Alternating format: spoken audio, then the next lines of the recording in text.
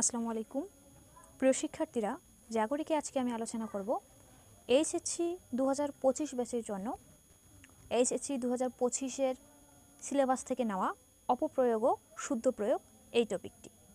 শিক্ষার্থীরা, আজকে আমি আলোচনা করব অপপ্রয়োগ ও শুদ্ধ প্রয়োগ দিনাজপুর বোর্ডের বিগত বছরের প্রশ্নের সমাধান নিয়ে। শিক্ষার্থীরা, আজকে আমি দিনাজপুর বোর্ড 2024-এর প্রশ্নগুলো সমাধান করাবো। শিক্ষার্থীরা, দিনাজপুর বোর্ড 2024-এ প্রথমে যে বাক্যটি ছিল সেটা হচ্ছে তোমার কথা প্রমাণ হয়নি। এটা ভুল, এটার শুদ্ধ বাক্য বা শুদ্ধ প্রয়োগ আমাদের লিখতে হবে। তো এখানে ভুলটা কোথায়? তোমার কথা প্রমাণ হয়নি, এখানে ভুল হচ্ছে প্রমাণ এই শব্দে। তোমার কথা প্রমাণ হয়নি আমরা এভাবে বলি না, আমরা বলি তোমার কথা প্রমাণিত হয়নি। যেমন আমরা অঙ্কের বেলা লিখি যে অঙ্কটি প্রমাণিত, প্রশ্নে থাকে যে প্রমাণ করো, এটা সমান এটা প্রমাণ করো, আমরা প্রমাণ করার পর লিখি যে অতএব এটি প্রমাণিত। প্রমাণ করতে বলা হলে আমরা প্রমাণিত করি, ঠিক আছে?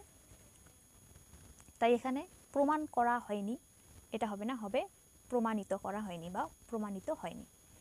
এখানে আরেকটা বিষয় সেটা হচ্ছে হয়, এই রকম ক্রিয়া থাকলে তার সাথে যদি নি যুক্ত হয় সেটা একসঙ্গে হবে, এর মাঝে স্পেস থাকবে না। হয় এরপর স্পেস আছে, এরপর নি, এভাবে নয়। হয় এর সাথে নি যুক্ত হলে কোনো স্পেস থাকবে না, একসঙ্গে থাকবে, ঠিক আছে? এরপরে উপরোক্ত বাক্যটি শুদ্ধ নয়। উপরোক্ত ভুল হচ্ছে এখানে, উপরোক্ত নয়, এর সঠিক প্রয়োগ হচ্ছে উপযুক্ত, বা এটাকে আমরা এভাবেও লিখতে পারি উপযুক্ত। বাক্যটি শুদ্ধ নয়, ঠিক আছে? উপযুক্ত নয়, এখানে হবে উপযুক্ত। বিদ্বান দুর্জন হলেও পরিত্যাগ করো। এখানে প্রথম তো বিদ্বান বানানে ভুল আছে, দেখো বিদ্বান বানান এখানে ব হবে আর জফলা হবে না। আমরা এটা এইভাবে বলি যে দুর্জন বিদ্বান হলেও পরিত্যাগ করো।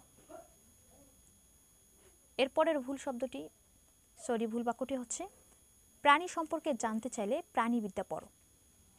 এখানে ভুল হচ্ছে এই প্রাণীবিদ্যা। এখানে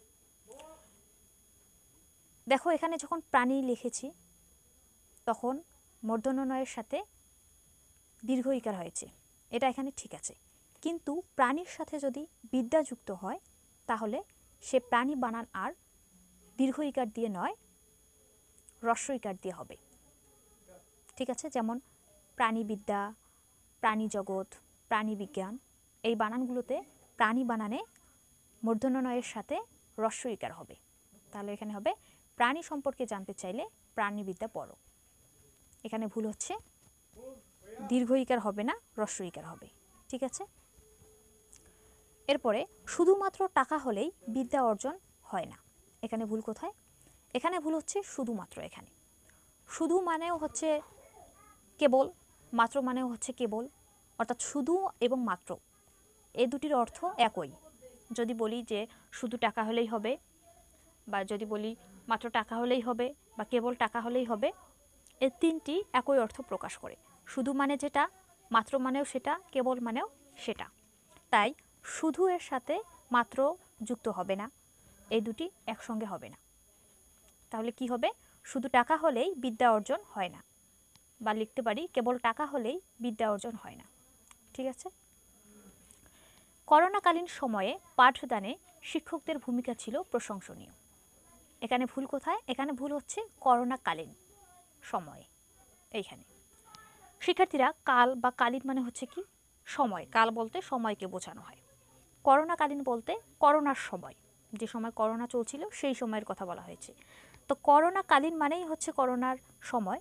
এখানে আবার সময় এটি যুক্ত করার কোনো দরকার হয় না, এটি যুক্ত করলে এটি ভুল হবে।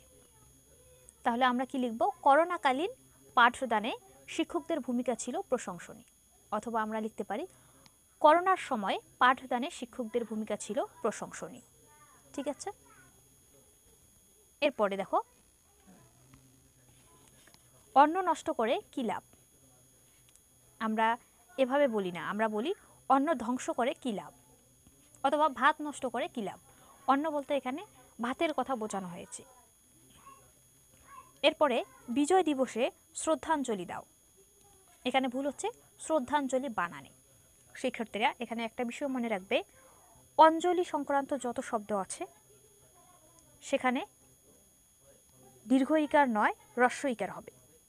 যেমন শ্রদ্ধাঞ্জলি, পুষ্পাঞ্জলি, গীতাঞ্জলি, এই অঞ্জলিযুক্ত শব্দগুলোর শেষে হ্রস্ব ইকার হয়। তাহলে এর সঠিক প্রয়োগ হচ্ছে বিজয় দিবসে শ্রদ্ধাঞ্জলি দাও। ঠিক আছে? তো শিক্ষার্থীরা আজকের ভিডিও আর লম্বা করছি না, আজ এখানেই শেষ করছি। পরবর্তী ভিডিওতে আমি যশোর 2024 এই বোর্ডের প্রশ্ন এবং উত্তরগুলো আলোচনা করব।